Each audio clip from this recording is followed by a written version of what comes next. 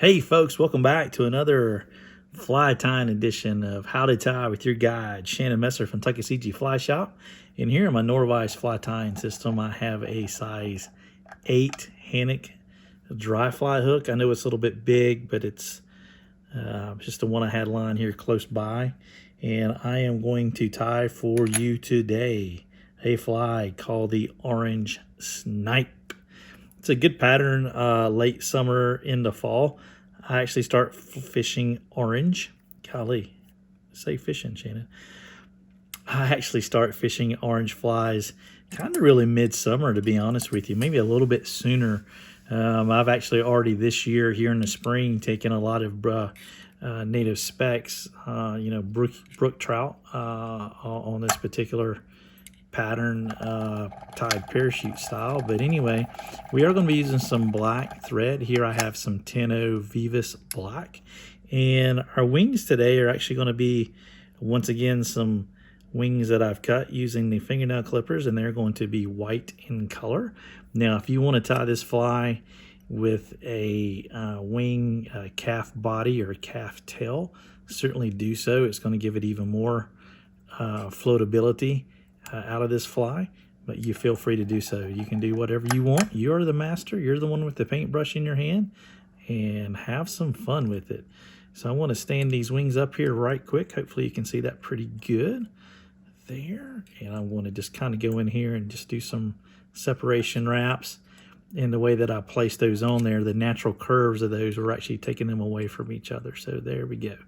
Well, all right, so I'm going to run my thread back to the back real quick. Just like that. See, we got us a nice little foundation. We're ready to rock and roll. Next thing we're going to tie in is going to be our tail. Our tail today is actually going to be out of some deer hair. And the one thing I need to caution you is when you put the hair in your hair stacker, make sure you put the tips in first, okay? I don't think I was clear on that before, but you're supposed to put your tips in first when you put them in your hair stacker, so that way when they come out, they are aligned the right way. Now, as far as the length of the tail here, I'm going to make it about the length of the shank of the hook, so it's going to be somewhere in there. I want to take my scissors here. I want to trim off some of these butt ends, and I want to make some loose wraps. There we go, like that. Kind of come up here like this. If you pull on it really tight, it's going to cause it to flare out. Now I will do it. Then I'm going to come right back over top of it. It will still spin on you, so okay? So as you come, just kind of hold it, keeping it up on top of the hook like so. And if it flares out too much, all you got to do is put a little bit of a loose wrap around those areas there, okay? Now this is a fly that's going to float really well with that tail like that, okay? That's not a problem. Loose wrap, loose wrap. Loose wrap. Just going to bring it in just like that. I'm going to smooth out the body. Try to give us a nice little base here for this particular pattern. It's a great mountain pattern here. As I mentioned before, you could actually use some hair wings if you want to. It will make it float even better if you like, but there we go. Really starting to bring that in, dial that in quite a bit. Okay. You can see here in my Norvise. I'm going to get back here to the back a little bit. Our next material that we're going to use today is some polypropylene yarn. Got to thank our good friend Jim Estes for getting this for me. This stuff is really hard to get in the right color, and this is the right color for sure. Now what I'm going to do is I'm going to cut me a small section here of that yarn. As you can see, it's pretty thick right there. I want to start separating it out. I want to pull it from the center. Kind of pull it outwards like that. Like so. I'm going to discard the other side for another time. Look at that right there. That's still quite a bit. I'm going to do the same thing. I want to separate it out kind of from the center. Get that. And there we go. See what we've got right there. Hopefully I've got enough there. Trim off that edge a little bit. Didn't forget I was tying on a bigger hook here. Hope y'all are doing good, man. Hope y'all are doing well. Really appreciate you guys watching the videos. And with that being said, how about you give us a give us a like and just hit that subscribe button there. That way you can be sure to see some other really good fly tying videos and other content there from CG Fly Shop. All right, got my bobbin out of the way. I'm just going to start wrapping this up. As you can see right through there, see how that's laying out nice and flat. Going to come up here like this. Going to kind of wrap back just a little smidge in there, kind of build a taper up on it, and then come forward. Boy, I cut this close on this one, didn't I?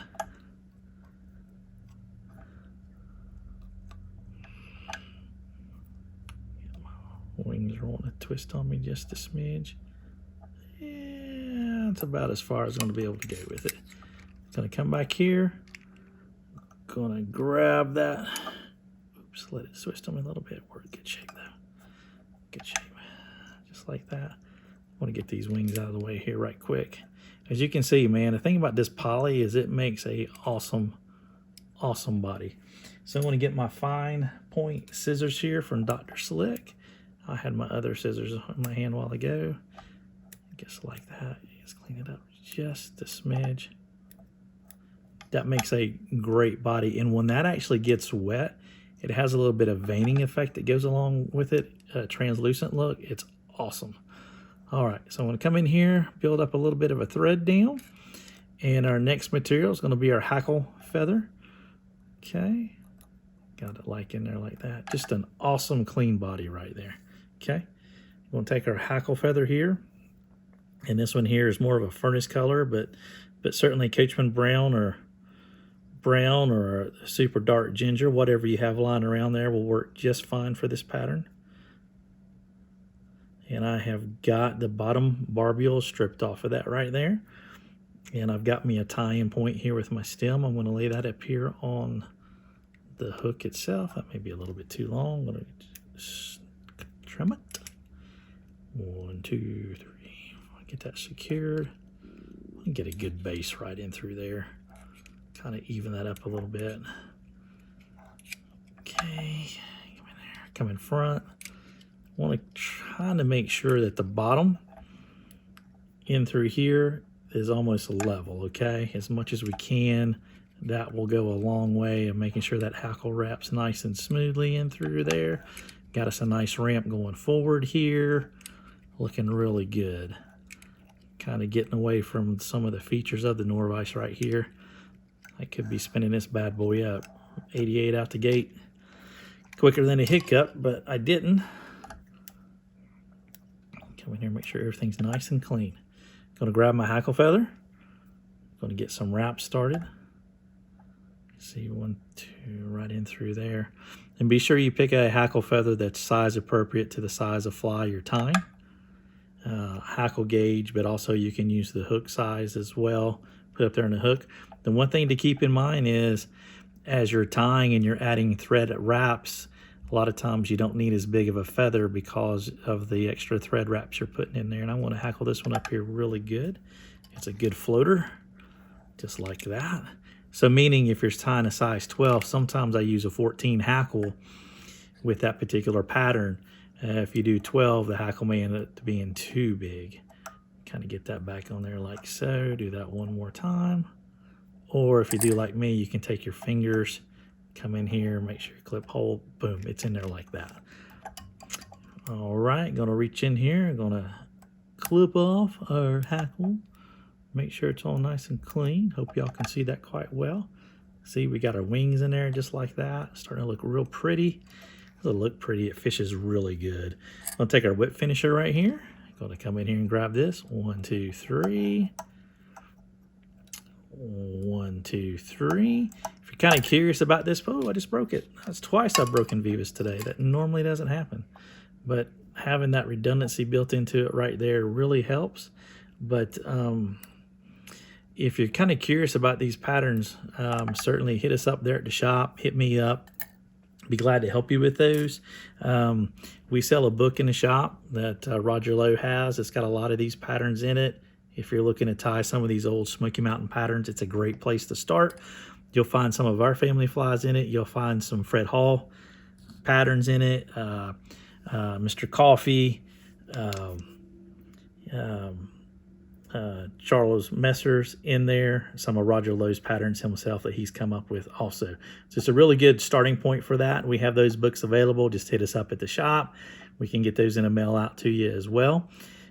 Be sure, like I said, hit like and hit that subscribe button so you won't miss any future videos. This fly here is a great fly. It's where I met Nick Carter, was on Deep Creek one day and made a suggestion that maybe should be kind of fishing some orange flies, and he did. And Nick is a writer, and he actually has a book out, and he made reference to that. We've talked about that particular afternoon where I kind of helped him with some orange up there on Deep Creek. But this here is a good one for sure. A great fly here in our streams of Western North Carolina. Give it a try. I'm sure you'll like it. Shannon at tuckflyshop.com, 1-828-488-3333. We look forward to hearing from you folks. Take care, and thanks for watching.